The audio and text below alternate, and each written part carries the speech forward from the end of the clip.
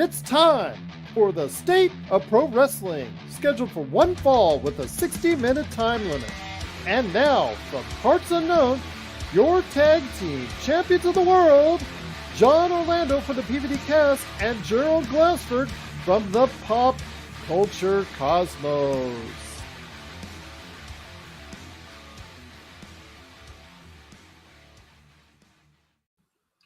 Ding, ding, ding! We're here for a special edition of the State of Pro Wrestling. It's Gerald Glassford from the Pop Culture Cosmos, Lakers Fast Break, and Inside Sports Fantasy Football. But I wouldn't be getting into the ring without my tag team partner himself, the amazing man he is indeed. He weighs in at a weight of 200, or do you want to say 180? We'll go 180. We'll go 180. 180 pounds. He fights out of the beautiful city of Unknown. It is, of course, my good friend, Mr. John Orlando from the PVDcast and Matt Talk as well. John Orlando. What's up, my friend? Not much. Yeah, we're going to go 180. Although I think after all the holidays, I probably might tip in at that 220. And that's not going to be a good 220, by the way. Just all right, yes. Juicing up, per se. There you go. It's okay. You know. Hey, that's what the holidays are for, right? Yeah, seems to be more socially acceptable in terms, as long as you can pass a drug test when you need to. They tell you ahead of time. If you're one of the favored nations in professional wrestling, they'll let you know ahead of time so you can cycle off in advance of your drug testing. So I'll just leave it at that, my friend. But looking forward to the holidays, going ahead and making sure everybody's out there with all the great stuff that's going on. But do want to cover a couple of great topics for today's show.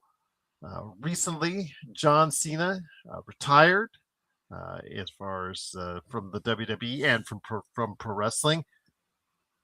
For now, I'm going to say, because I'm not convinced until the Saudi WrestleMania goes by and he's not wrestling on it, I'm going to say he's not entirely 100% retired. But okay.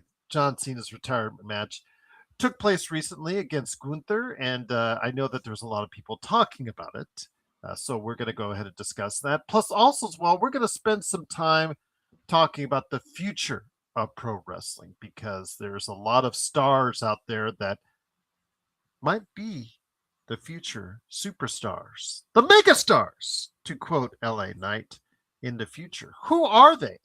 We're going to go ahead and talk about that on the show as well. So, John, great to have you here, my friend. I know that this is the holiday season as we record this, but I'm telling you what, it's always been great to talk pro wrestling with you. I cannot wait until we have an episode where we can discuss the best of 2025 in pro wrestling. Mm-hmm. I know that the best of 2025 in pro wrestling will not be John Cena versus Gunther. For many people out there, they're very upset still about what's going on with the decision that was made. If you got a chance to watch the match, all 20 of you that are having the ability to go ahead and watch it on Peacock, I want to go ahead and let you know you were very much treated to an interesting event, to say the least. Your thoughts, my friend? Gunther is now becoming the legend killer, making John Cena submit and tap out to the sleeper. Your thoughts, my friend, after a back and forth match, very hard fought, very physical.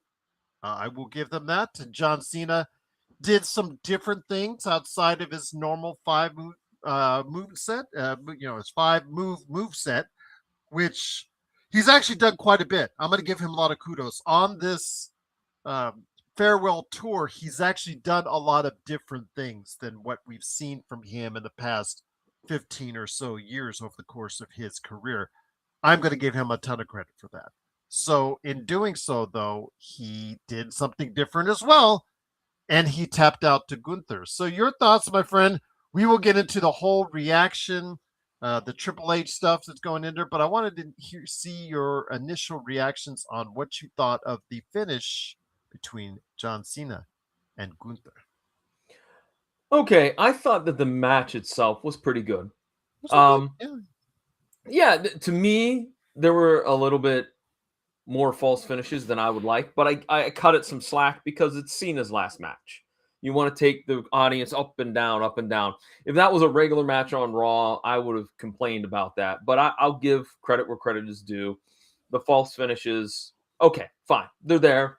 They did a few too many that I think, but I felt like the ending just it was missing something. Like it needed to either be out of nowhere that Gunther gets some type of maneuver on Cena, or Cena just completely passes out in the sleeper hold. It needed to be Mhm. one of those two, and it was this weird, like Cena wasn't like fighting. Like he looked like he just laid down and was like and tapped. Like it was odd. It was very very odd. And I definitely think that there's old school pro wrestling thinking from my experience has been that your first match you lose on your way out. That's just the way it is. But I mean, you got to let Cena win if you're not going to have him pass completely out and be done. Then you got to let him go over. You have to give the people what they want. This is what the people wanted, and it's John Cena. It's not like it's Jimmy Uso or LA Knight or Sami Zayn, all due respect to those guys, but this is John Cena. I just felt like it fizzled out at the end is the best way I can describe it. Sort of like the tour, the farewell tour in general, right? Yeah, kind of. Yeah. We had the attempted heel turn that didn't really work real well. And then, Brock Lesnar being the first opponent, which I think should have been one of the later opponents for Cena. There's some things that were done that made this a little bit a little less than it should have been. We'll just say it that way. Mm-hmm. Okay. I'm going to say this. I understand what the ramifications are with how it's been handled, this whole farewell tour for John Cena, and it's not been to everyone's liking. John Cena, okay, I don't know what the persona he's been giving off behind the scenes, but the persona in front of the cameras, he's been pretty much go with the flow, John Cena. Whatever you guys want to do, I'm good with it. You want me to be champion? Okay, I'll do it. You want me to be heel? Yeah, I'll do it. You want me to lose to this guy or that guy or this guy? Okay, I'll do it. You want me to win and then lose a title because I just wanted to go ahead and win the Intercontinental title for one time? Okay, I'll do it. It's no big deal. You want me to go ahead and tap out to Gunther? Okay, all right, I'll do it. It just seems like that's what this whole storyline has been the entire time. It's John Cena just going with the flow. Yeah, just great. I'm just happy to be here. I wanted to do more dates. We couldn't work on out more dates as far as with the WWE because he talked about doing as many as 200 dates and got whittled down to is what you saw there. I think also insurance had a lot to do with that as far as because of his other commitments outside of the WWE universe. Okay, no worries. Okay, that's good. All right. But the thing is, you have to look at the bigger picture of him tapping out. And it came in the form of Triple H, Paul Levesque, who is the creative lead for WWE. And when he came out, he got showered with booze because everybody assumes that he is the one that directed the order for John Cena to lose that match in the manner and the way that it happened. So he got showered, as you know, John, with a ton of expletives, a ton of booze. And that's all the WWE wrestlers millowed out there and celebrated him, and Cody Rhodes and CM Punk down on one knee, like they're proposing to him, and then they give him the honorary title. I thought that was like making me vomit. Okay, all right, I get it. you appreciate his work and his balance. He's not the GOAT. He's had a great career. He is one of the greatest of all time, as far as you can put it, as far as that context. But he's not the GOAT. I think this whole tagline of GOAT, you can't justify it. I mean, there's been maybe a dozen guys that might have had similar or better careers that you could map up against him, from Flair, El Santo, you can go Japan with Baba, you can go, so many different directions. Hogan, Austin, The Rock, so many can go ahead and match up their careers. And I was looking at the financial numbers over the course of the past 30 years with the revenue made by the WWE. There was a period with John Cena where it moved in the beginning of his career, where it moved up a certain level. And then there was another period where in the 2010s moved up another level. And does he directly coincide with that growth? He does. And in many ways, he was a part of it. But I just don't think that you could say that he is the GOAT and just kept shoving it down our throats. Michael Cole kept repeating it ad nauseum and whatnot. And if he is your favorite wrestler of all time, he is one of the greatest of all time. I will never dispute that, never say otherwise. But to have him go out like this, I obviously, as a fan of the wrestling business, I don't like it. I don't like the fact that you always have to lose. I don't like that mentality. I like the fact that the fans should be treated to whatever that last wrestling performance from that wrestler they would like to see. And I know what they wanted to see. I know what they packed. I know that arena the night that match took place, what they wanted to see. I know that they paid enormous amounts, John, to come and see a certain finish that they wanted to see.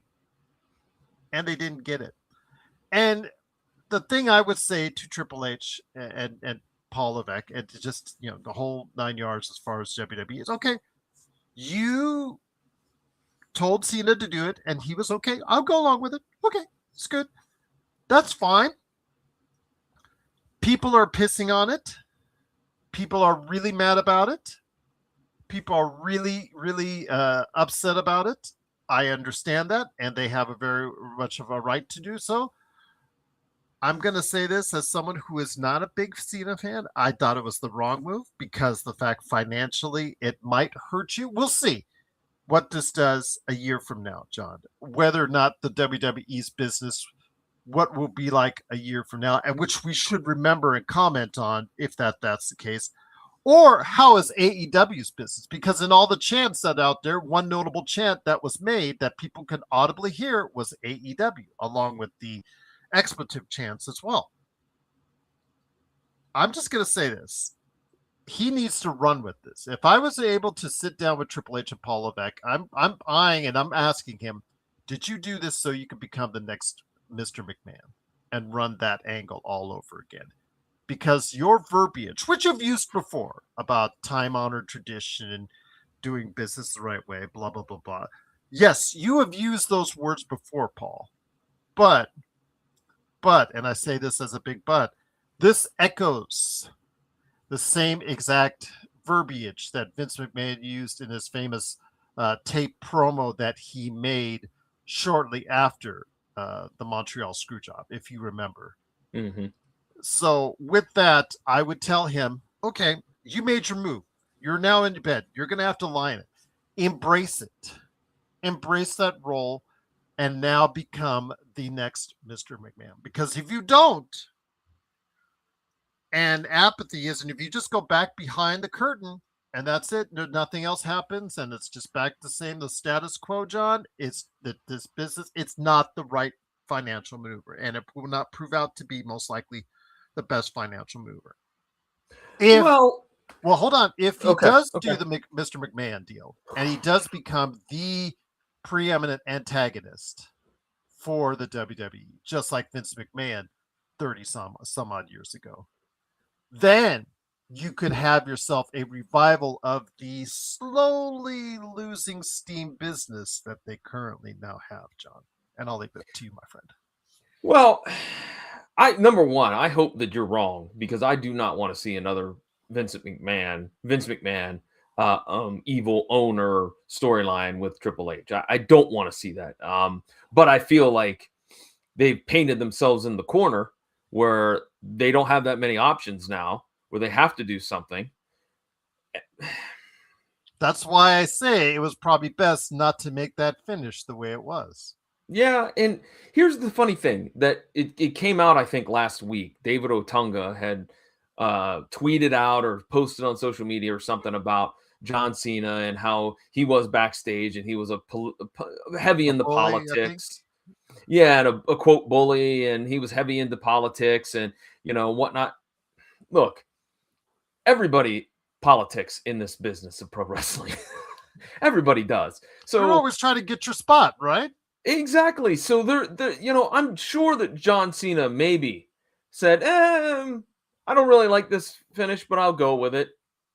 And he couldn't politic his way into coming up with something else. Maybe that to me shows that maybe Triple H was behind this whole finish. But John, I'm telling you right now, if John Cena wasn't good with it, he wouldn't have done it. If John Cena wasn't good with anything vehemently, anything, he could have been, disagreeable, but say, okay. He went along with every decision that was made if he did not initiate those creative decisions himself. He went along with everything. He has enough clout. He didn't have to come back in the first place. He could have easily said no at any point in time to whatever decision was made in the past year. But John, he has that clout. He could easily go to above Paul Levesque to Ari Emanuel and say, you know what? Sorry, TKO, I'm not going to do it. But he didn't. I think he just was on the way out, just all year long was just like, okay, I'm just cool with whatever. Seemingly, that's the facade that I'm seeing. And by the results, it's seemingly that was the case. He just seemed like he was just happy to be out there for a year. And now he's done with it. But I think, does the loss eat at him? Does this loss eat at him to the point where he has to feel like he comes back in the ring? Again, let me know after Saudi WrestleMania in 2 years, and we'll leave it at that. Well, I will say, to me, one of the positives of the Saturday night's main event was two things. One, and we know this as wrestling fans, we know this beyond a shadow of a doubt, but once again, we were shown that the WWE production crew, wow, they do a very good job. They do a great job with all those video packages, Gerald. Mm-hmm. They knocked it out of the park, as they always do. Mm-hmm. But that I thought was great. And I also kind of like the subtle subtext of, we're going to have matches featuring WWE superstars against some of the up-and-comers from NXT. I like that. I thought that was good. I thought that they wove that into the storyline, that Cena was always helpful to people in the back. And, well, maybe not David Otunga, but anyways, he was always helpful with the new kids, if you will. And I thought that was a cool little subplot to go through. I'm going to hold off on talking about those matches because that kind of is going to lead into our second topic about the up and coming next superstars in the world of wrestling. So I'm going to hold off on that for the time being. With Gunther, though, you can't say he's the up and coming wrestler because he's actually in his mid-30s. So, I mean, which is prime for wrestler. I get that, but you can't say he's an up and coming wrestler. But I just, if you know where you're going with this and you don't go all in on it, then there's a high likelihood that it may not work itself out. As far as financially for you, because you pissed off a lot of people. We've seen before, John, where a decision was made. The Dusty Rhodes finishes, the Dusty Rhodes from himself. Mm-hmm. There were points in time where they ruined themselves in certain cities after making those Dusty finishes, where they just, the people, okay, and to let everybody know out there, if they're not up to speed on a Dusty Rhodes finish, Dusty Rhodes is often credited as coming up with the finish where the usually a good guy will win a title or championship or match, very important match, and then the loser, usually the bad guy, will still end up getting the title through some sort of technicality. They had their foot on the rope, or they were thrown over the top rope for disqualification or something like that. There would usually be some type of thing that the ref would become wary of about 5 minutes later after the celebration was going on that would give them the heel, the bad guy, the match. And in some cases, in some cities, it ruined the business for that specific cities with decisions like that. Booking decisions, John, can sometimes really affect your future in these areas or on television. So I'm interested to see what the backlash and what the fallout from this will be. But I'm just telling you right now, my friend, as much as you don't want to see it, and as much as probably I don't want to see it, I think Triple H has to embrace the Mr. McMahon mode in order to try and get over, because it just seems like right now that's what it's pointing itself to. I mean, if you remember, the Mr. McMahon character was not ever intended to be something that was going to be a thing. Mm-hmm. It was because of the fan reactions fed into that. Well, if the fan reactions keep feeding into it, I think we're going to have to see something come out of it. Plus, worst things worse, at least it's something that's going to shake up the WWE, because, so you and I have talked about it, they have lost a little bit of that steam and momentum that they had previously this year. Agreed. And you know what? I'll be honest. During the matchup of Cena and Gunther, I was taken aback a little bit by the chants. I mean, I chuckled. Oh, you didn't bit. hear Cena sucks. Let's go Cena. Cena sucks. Let's go Cena. You didn't hear that anymore? Well, I mean, I was. Remember those days? Do you remember those? I do. Days? I remember those days. I do. I remember the ECW One Night Stand where Cena got an earful, where I believe the sign was, "If he won, we all riot." When they were given the business and dropping the F-bomb on Gunther, I was taken aback a little bit, because that's something that I think I can't remember, and it's probably happened, but I can't remember that ever happening again at a WWE event. But that definitely showed that they were into that match. And so just kind of cycling back to the match itself, really well done. My only gripe that I also had was, if he was in the sleeper, John Cena, why didn't he get woken up like we've seen in years before, when Brutus Beefcake would put the sleeper on somebody, then they'd have to hit him in the traps to wake him up. I thought that would have been a cool little tip of the hat. And maybe would have had Cena sell it a little bit, because he seemed to be pretty okay. At all. He just tapped out and he was just fine. Yeah. Yeah. But and then my other question was this, and I don't know, it made me laugh. Cena goes over and says thank you to Kevin Owens, Sami Zayn, Booker T, I think, was over there. Why was Haku there? Haku doesn't have any connection to John Cena, does he? Not to my knowledge, but maybe he does. Maybe, again, we don't know what goes on behind the scenes. Maybe he does. I mean, Haku, not only being the toughest human being on the face of the planet in pro wrestling, if you know the stories behind pro wrestling, like, who is the guy that you want to go down a dark alley with? And for many years, it was Haku. But he's also known as a extremely nice guy. And of course, his sons are part of the Solo Sikoa outfit right now. So, but again, maybe he's just so well thought of as by John Cena and whatnot. So I would just like to throw it out there. Haku, don't take offense to that. You can be wherever you want. Okay. Just don't come beat me up. Okay. He probably still could. He probably could still be both of us, and probably would still, be ready to go ahead and have a snack afterwards. So yeah, I think his legacy is there as far as more outside the ring than inside the ring. He was never really given a whole lot outside of a run as I believe King, and then also with Andre the Giant as a tag team match. But getting back to John Cena, I'm going to close out this part of the conversation. Again, I'm not sure if this is the way I would do it. I don't think this would be the way I do it. I know that I got a lot of feedback, not just from regular viewers like JSJ and some others when I was doing the Lakers Fast Break about how upset they were with the decision that was made, but also as well just the fact that, what are they going to do now?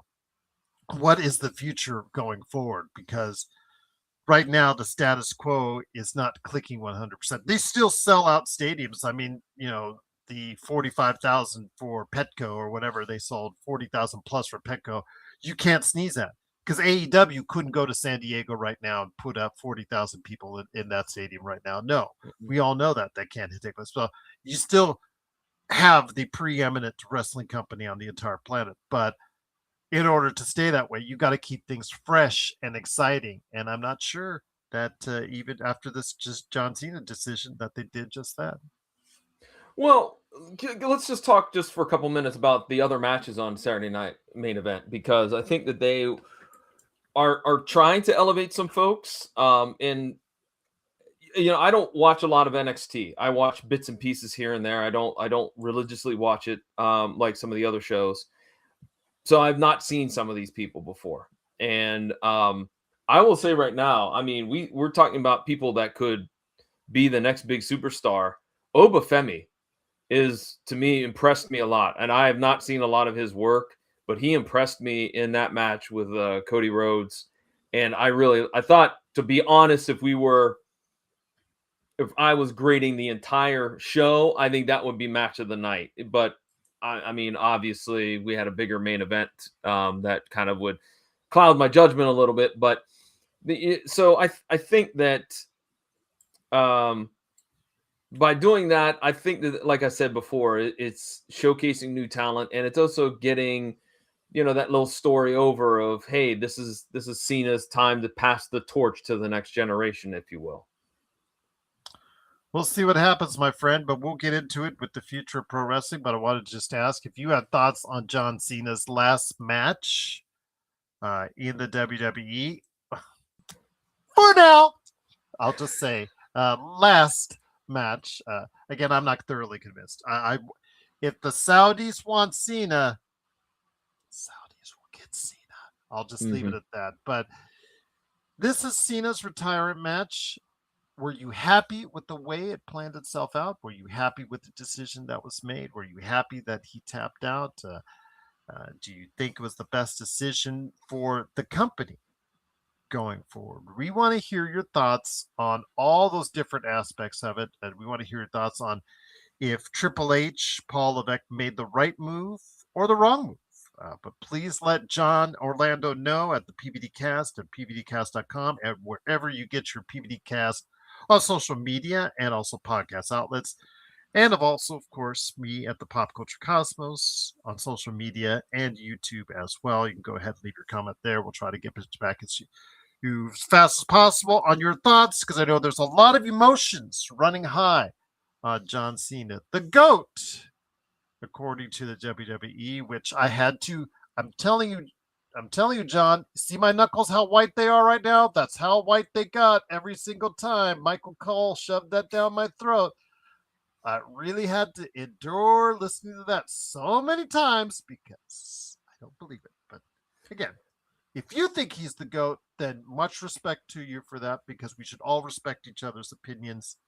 If you think that John Cena submitting to Gunther was the right thing, please let us know your thoughts. PVDcast or at the Pop Culture Cosmos, right here, wherever you get your podcasts. So 1/2 hour down, 1/2 hour to go here on the State of Pro Wrestling. It's John Orlando from the PVDcast and Matt Talk, along with me, Gerald Glassford. Thanks so much again for listening. But this was actually a pretty good episode for us, John, to point out the fact that we talk about the past, because John Cena mainly represents the past. A lot of people's fond memories of him as they grew up, as far as what he represented and what he portrayed to them. We could talk all that we want about the business. We talk all that we want about his moveset during much of that time, or anything relating to John Cena, what have you. Again, no one can discount what impact he had to the WWE and to this industry as a whole. But what we're looking now is individuals who will take this industry to a new level. Who are the next John Cena's, Undertakers, Gunther's, um, let's say Rock's, Steve Austin's. Who are the next people as far as men and women who can make the change, who can take the movement forward, who can take this industry and pro wrestling forward and shape it into something even better than it is today? Your thoughts, my friend, on maybe some ideas? Did you want to do a countdown list or did you want to just do random names? What age or limit are you cutting it off as? 30? That's what I was going to ask. What are we cutting this off at? Because You can't do under 18. Can't do 18, or because there's not many Rey Mysterios floating around right now that we know about. That that start at what 15, 16. I think yeah. yeah. So there's not too many of those looking writing up their work permits to go ahead and wrestle out on the independent scene right now. There probably is, but we don't know about them yet. Let's just say 30. Let's just say 30 is a nice round number. I know that ESPN and a couple other places have done their lists about under 30. I don't know if you want to do a ranking system or just throw out names. Let's just throw out names. Yeah, let's just throw out names. Then you can throw out the first name at me. Who do you think, my friend? And I will say yay or nay on that as well. I'm going back to what I just said about 2 or 3 minutes ago. Obafemi really impressed me. He's got size. It looks like he has a pretty interesting character. The fans are behind him. That entrance was pretty darn good too. I was real impressed with him. Like I said, I haven't seen a lot of him. In fact, I'm hard pressed to think if I've even seen a full match of his. But I would watch him now. He's got me. He converted me. That if I watch NXT and I see that he's on the show, I'm going to make sure it's must see TV, if you will, to borrow a slogan, to check out his match because. Like I said, I was very, very, very much impressed with him.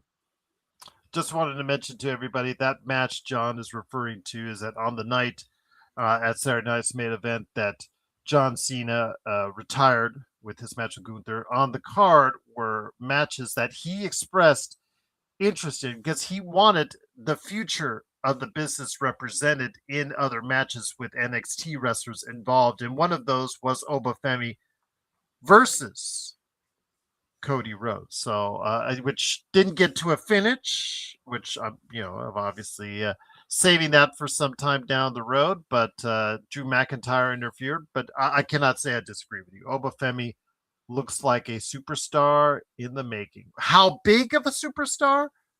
We'll have to wait and see. Well, the next person I'm going to throw out there is a gentleman we've talked a lot about, and I think he's right at the 29 years old or 30 years old mark, but Braun Breaker. I mean, he's got the pedigree. He has shown that he can work in that ring. He can be physical in the ring. He can make it look really, really, really like his dad. He can make it look really hard hitting and impressive. And now, as we saw, 2 or 3 weeks ago, his promo about you almost broke my neck, CM Punk, et cetera, he's got the final piece of the puzzle. I think is he's got the promos down now. So I think the sky's the limit for Braun Breaker. Will he be world champion? I think he will. Probably in 2 or 3 years. Not right now. He's already had the Intercontinental title, if I remember correctly. So he's already had that title. He knows what goes into carrying a title in the WWE. So I think nothing more than the sky's the limit for Braun Breaker. Okay. I'll say this, my friend. Braun Breaker, I think that time may come sooner than you're thinking on the title because they are positioning him as they had a vision to replace Seth Rollins. Whether it was due to Seth Rollins' injury that might have sped this all up, but Braun Breaker, his future may be sooner than we think. I don't know. It wouldn't be out of the question to see something at Royal Rumble as far as him winning it or him in a title match or at WrestleMania. I wouldn't say it'd be out of the realm of possibility because I think it's not out of the realm of possibility, my friend, that they want to go ahead and push the button sooner than later than him. I'm not sure he is ready enough for it. I think that, I think the fans need to be maybe given a little bit more guidance to him as far as being in that realm to go ahead and accept him as a world champion. But I think it's close. I think it's close, and I think you might see something a lot sooner by the end of 2026. Maybe we'll have to wait and see, my friend. I would still say that there are other wrestlers I would love to see get the title before Breaker, because when Breaker has it, I think you need a long run with him because he can be that dominant. But I think that they might be going, especially if the business dictates otherwise, they might be trying to do something fresh and get the title out of the hands of Cody Rhodes or CM Punk, and also as well, of course, you cannot forget Roman Reigns, because two of those three guys will be holding the titles.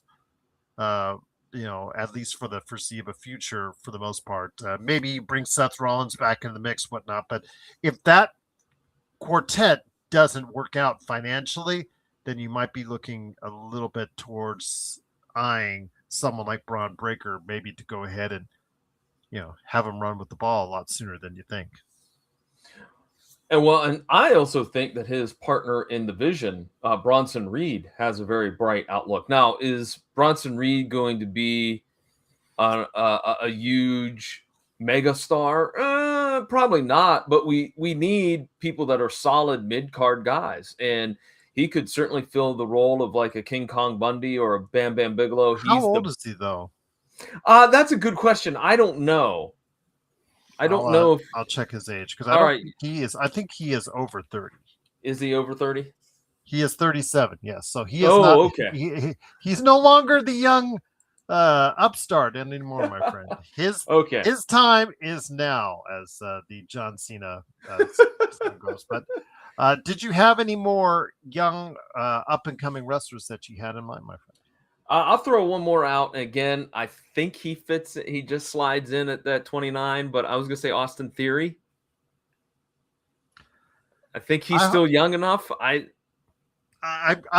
gonna have to sell me on him, because his time previously as someone who started out like, oh yeah, I see what you're seeing there, and then all of a sudden, after his time with Vince McMahon as his favorite child, I was like, I don't see what everybody's seeing in there, and so I don't know. You're gonna have to sell me hard on Austin Theory. I'm just gonna. All right, he is 28. I just looked it up. He's 28. Look, bad booking has really hurt his career. I mean, the tag team with Grayson Waller, awful, abysmal, terrible. I think he started off so well when he came in, and he had the feud with Cena where he was going to beat Cena. He's got that arrogant cockiness to him that I think could make him a heel. But I could see him being one of those too cool type of baby faces, like he's like an LA Knight or like The Rock or whatnot. I could see him doing that and having some success. Again, much like Bronson Reed, I think he's a solid mid-card guy. I don't think he's going to go and win the world championship. I don't think that's in the cards for him, but I think he would be a solid individual that you could, hey, if you could beat Austin Theory, then you can get a shot at Braun Breaker or CM Punk or Cody Rhodes. I think that he would be a reclamation project because of the bad booking. But I think with that project, you could kind of mold things to his benefit, where he could be a standout superstar. And you're still not convinced, I know. No, I'm not. I'm sorry. Especially in his own, when he's looking over at, of course, Braun Breaker at one side, and then the other, my choice, Dominic Mysterio. Not only because he suggested the greatest suggestion for In-N-Out hamburgers, mustard grilled hamburgers of all time, as what because I heard him in an interview with Chris Van Vliet. He likes chicken tenders, and then when he goes to In-N-Out, it's mustard grilled. So I said, okay, I'll try mustard grilled with pickles, which they don't normally serve. So I'm like, oh, I'll give it a try. I was like, okay, changed my life when it comes to my perspective on In-N-Out burgers. I'll just say that. But be that as it may, Dominic Mysterio could have been easily targeted for the mid-card or for lower mid-card in where he was at on his trajectory alongside his dad.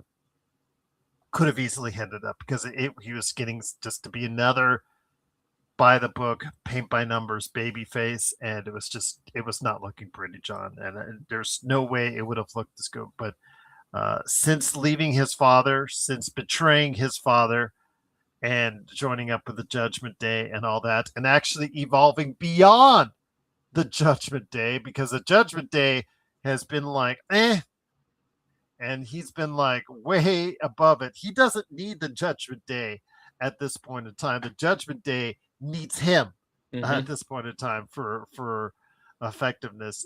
He has purely outclassed himself as one of the top heels on the planet.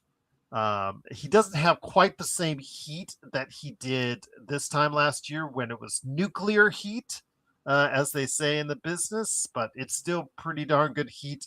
He held himself and handled himself very well, I believe, in two solid matches with John Cena, and how it carried him as far as, I think John Cena, again, wanted to put over some guys to help get the move on in his career, time honored tradition, whatnot.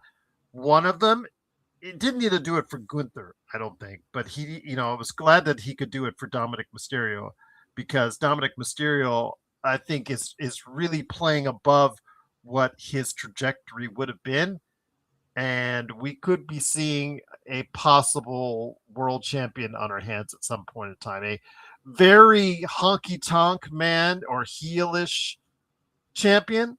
But if they need someone that could get that type of heat, we now see that Dominic Mysterio can do just that. And I don't know how many others can get those type of reactions. Of all these young wrestlers that we would be talking about, how many of them are going to get the type of insane reactions that we have seen Dominic Mysterio get in both the U.S., abroad, and in Mexico as well, with what he's doing with the AAA. Don't forget what he's doing with AAA as well. Right, he's the AAA Mega Champion, which is the equivalent of a world title in AAA, and definitely he's done so much and improved so far as well. I still think, and I'm sure that you'll agree with me, Gerald, we're still going to see that babyface turn. And when you were talking about him being a world champion, I think he would be a good babyface world champion. I don't know about being the heel champion. I do. I think he could, because I think, and I hate to say this because I'm sure he gets compared to it all the time, he could be like an Eddie Guerrero. He could be that. Now he could be like an, because he's embraced that whole scenario. He didn't before, when he was just, the squeaky clean baby face alongside his dad, and that was boring essentially. But yes, now you could say lie, cheat, steal Eddie Guerrero, which endeared him to many fans during his run in the WWE before it was untimely cut short. So that's the case. I could see that happening, but I could also see him winning it like a very heelish rat, winning the maybe the Money in the Bank. Oh yeah. Then winning it, like in somebody's down right there. They won their title, like a CM Punk just lying there on the mat, and then he just covers them in a very cheat heel like fashion, and then just have it for just a short period of time. But I do see that in his future. I do see him now being a upper tier to, maybe even someday maintaining a near top level spot, despite the fact, he doesn't have the strength, physique. His moveset is very similar to his dad's, and also putting in some Eddie Guerrero as well. So it's okay. It's not, he's not going to be known as a super ring technician, but he is someone that's going to be known as someone who can create a reaction. And that's what counts the most, the reaction. That's what I was going to say. When you were talking about his moveset, I was going to say, a lot of luchadors don't have a very deep moveset because they want to pop that crowd and they want to see, okay, he's going to do this dive, and he's going to do that flip, he's going to do this kick and whatnot. So again, yes, it would be nice if Dominic would add more to it, and he probably will. He'll come up with things that are of his own. I'm sure of it. And, I agree with you. I think the sky's the limit for him. All right. So I got one out of the way. You've got a couple out of the way. Is there any more that you wanted to go ahead and stress? Because there are some potentials out there. I know there's a lot around 28, 29, which is almost cheating to the point of it, because I know that we could go Rhea Ripley, who's Yeah, 28. but she's You, done so much that I yeah, don't know what more we could say about her. To be honest with you, Gerald, she's she done. is at her peak right now. Yeah, Well, okay, I won't say she's at her peak because of the broken nose. It's kind of, put her into the midst. Now she's in a tag team with Io Sky. So we'll see if once she gets the nose back, and doesn't have to wear the face guard. I'm assuming they're going to put her into a singles push once again, against either Jade Cargill, or does she go after the Raw title? We'll have to wait and see how that goes. But yeah, Rhea Ripley is definitely already arrived, and so that's the case. Someone who's already arrived, but could be the future for the WWE, is, if he wants to stay in the business, MJF, who's 29 years old himself.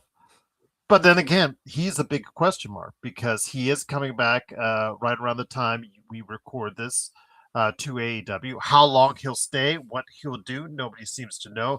His eye, John, is already wandering at the movie industry. His eye is already over there. He's already done a lot of work. He's just coming back from a movie project. I don't know how long he has left in this business, because I don't know much longer he's going to stay committed to it. But whatever the case may be, as we've complained about with AEW booking and WWE booking, AEW booking has tried its best to kill MJF, but he somehow, like a cockroach, still finds his way to the top at some point in time, in some way, in some grandeur fashion that only he can do. So he is uniquely gifted. He is probably one of the most gifted individuals I've seen in the past 15 years as far as coming to the scene, as far as what he can do. The thing is whether or not he still wants to apply it at that same level because of what may go on in the future with him staying with AEW and getting a fat paycheck for doing a less, and then eyeing more Hollywood, going in all time for Hollywood, full time for Hollywood, or finally taking the plunge and going into the WWE, where his skills and his charisma will get him over anywhere he goes. yeah. MJF is another one like Rhea Ripley, where I kind of like thought about it because he's 29, I think he is. 29. So, but he's done so much, Mm-hmm. especially in these last 6 or 7 years, he's done a lot. The big question mark is, does he stay or does he go? I would think that the WWE would be really wise to use him correctly, but the fact that MJF is not a super jacked guy, he's not small by any means, but you know what I mean. He's not 6'6", he's not 310. He's his. Dominic Mysterio isn't. No, that's true. That's true. I just would hope, that would be my fear, is that the WWE would somehow ruin MJF even more than what AEW has done. But they have to figure out what they're going to do, both sides, because I agree with you. If he's having success in the movie business, you might as well go, because you make better money or equivalent money, hopefully, and you have a little more flexibility, a little less wear and tear on your body. I mean, it's kind of a no-brainer, I would think.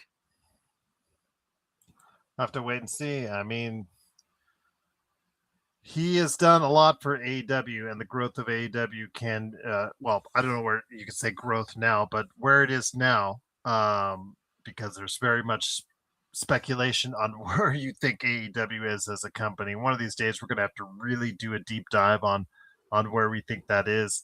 But a lot of their early years success can be attributed to the rise of MJF as a character. And again, I think that if he so chooses, the future is still extremely bright for him.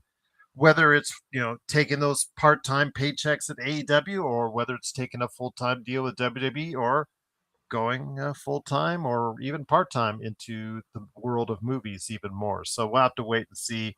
But yes, my friend, there's still a lot of good wrestlers out there. Like I said, Obafemi we talked about. I know a lot of people have talked about Sol Ruka, who just beat Bailey on that card as well. I know that she's talked about. Roxanne Perez in the WWE is talked about because she is in her early 20s, so there's still a ways to go with her as far as what she's going to do. Tiffany Stratton is in her mid 20s, so there's a long way to go for her, and she just came off a title run as well. I mean, wherever you go around the world, where do you think Sari is also been talked about as far as from overseas about what she has done, and she is closing in on the big 3-0, but she's still in her 20s, but she has become one of the best female workers on the planet and could be someone that could be primed to move to AEW or WWE. But are there any other interested parties you'd like to see highlighted as well? Well, funny you mentioned I was going with Will Ospreay, but he's 32. So I was like, But darn what it. about Kyle Fletcher? Although, as we speak, they're AEW puts him on a pedestal and then tries every bit to knock him off. This Continental Classic that's going on at the day we record this or time we record this, it's doing its best to showcase great matchups and then does its best to showcase great losses as well. Kyle Fletcher getting upset the other day doesn't help his cause, especially for someone that I think they should be protecting a little bit more than they should, because I believe he does have an extremely bright future as well. Yeah, I think I would like to see Kyle Fletcher be removed from the Don Callis family because I think that that's not the place to be. I think that just to me, the Don Callis family is it's just a bunch of hodgepodge of people they have no idea what to do with, so they throw him in with Don Callis. And I think Kyle Fletcher, the sky's the limit. He could do better. He would be better on his own. And I think the future's pretty bright for him. To me, I would like to see a reworked character a little bit. And again, that's why I'm saying if he was off on his own, then maybe he could fine tune some of those things, or maybe come up with some even better ideas than what they have him doing right now. But he certainly is one that I thought would be definitely somebody that would be a big time superstar. I also had Trick Williams, but I just looked it up. He's 31. So all of these ones that I'm picking are well, Javon Evans, who also has gotten a lot of people knows, he is, I believe, below 30, if I'm not mistaken. So he does still represent a great future for the WWE as well. So I think Javon Evans is still under the age of 30, if I'm not mistaken. Yeah, and there's in fact, him and Leon Slater were on the Saturday Night's Main Event taking on AJ Styles and Dragon Lee. And Dragon Lee. Thank you. I couldn't remember who that. That was a really solid match. And I think they both have a really bright future. I think that that's agreeable as well. AZM overseas that are not fully part of WWE or AEW. AZM, she has done a great job. She is very young at 22, comparatively speaking. So look for her to gain more stardom after her time in stardom is done. I think that if she wants to come over to one of the big two, that she would do extremely well there. And then also as well, I wanted to go ahead and point out El Hijo de Vikingo. El Hijo de Vikingo, if he could stay healthy. That's always a prefix for him. He's one of the elite high flyers in all of the world. But I don't know if a company can commit to him because his health is always a concern because of his risky high flying. Yeah, indeed. In fact, is he under 30? He is 28. He's 28. Okay. All right. Just kind of seems like he's been around for forever. Well, I mean, a lucha libre wrestler. Does that really surprise you? That's true. But yeah, some great suggestions from John and myself on the future of this business.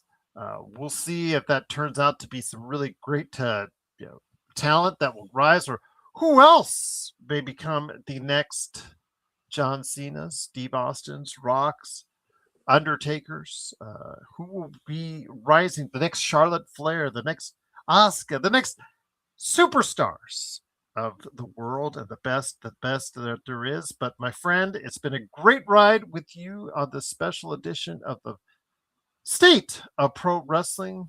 But is there any other names before we have Blake Monroe, aka Mariah May? I do want to mention her. She's 27. So after coming off her feud with Tony Storm, who's also 29 herself, that was Okay. one of the best feuds of the year.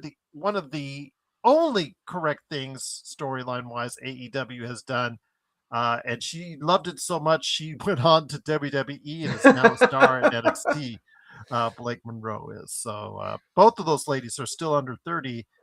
And even though Tony Storm's time in WWE didn't go as planned, give her a lot of credit for rebuilding her character and then finding a company that would go along with it.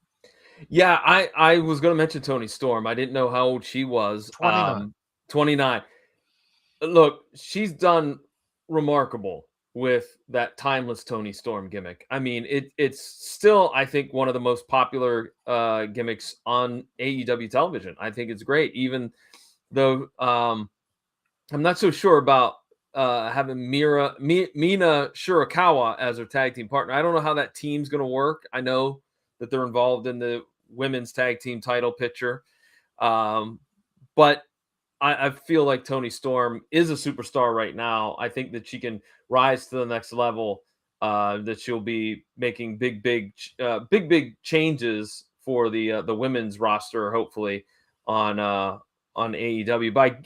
And what I mean by that is I got a little tongue tied by that. I think that she can elevate some of the other talent like Alex Windsor and Willow Nightingale and Julia Hart and those. She can help elevate them by working with them because I think she's a pretty steady hand in the ring.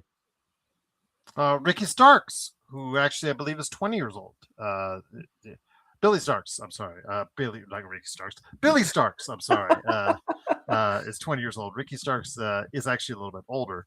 But you can't. Ricky Saints now is what you call him. But Billy Starks is 20 years old. Someone to watch out for, maybe as a young lady who is progressing through AEW.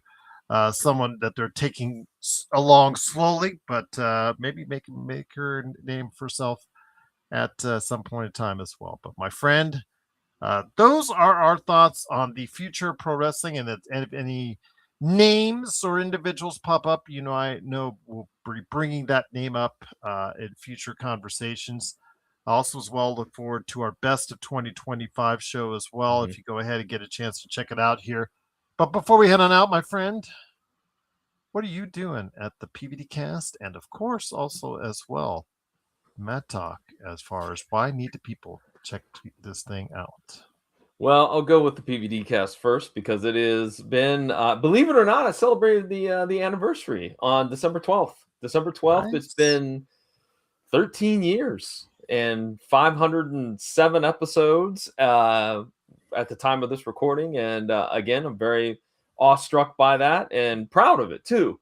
But the PVDcast is my own personal podcasting project. I like to highlight lots of different things that I'm interested in, whether it's comic books, movies, hockey, or pro wrestling. And just more recently here over the last couple of weeks, have had some great episodes, including one that I'm pretty stoked for. It was my trip to GalaxyCon, the big pop culture convention came to Columbus, Ohio. I got an opportunity to spend 3 days talking to some folks over there. And the highlight was for me to get an opportunity to chat with Brian O'Halloran, also known as Dante from the Clerks. I'm a big Clerks fan, so that was really cool for me to get 4 or 5 minutes of his time to talk to him. So you can check that out over at pvdcast.com or wherever you find great podcasts. And then the oddball, the little podcast that could, I like to call it, Matt Talk. It's the only Matlock themed podcast on the planet. We're talking about the old version, the 1990s version, starring Andy Griffith, where my partner Jason and we watch an episode, we review it, we critique it, we even poke a little fun at it, and those drop the second and fourth Sundays of every month. So if you like Andy Griffith, if you like vintage television, stop on by and check it out. It's available at Matt Talk Podcast on Facebook and through all of the other PVDcast outlets as well. So for John Orlando, this is Gerald Glassford. It's the state of pro wrestling right here for you from the PVDcast and the Pop Culture Cosmos. We thank you for listening and watching as well. And here's hoping your next trip into the ring is a good one. And happy holidays. Ding, ding, ding. It's time for the State of Pro Wrestling, scheduled for one fall with a 60-minute time limit. And now, from parts unknown, your tag team champions of the world, John Orlando for the PVDcast and Gerald Glassford from the Pop Culture Cosmos.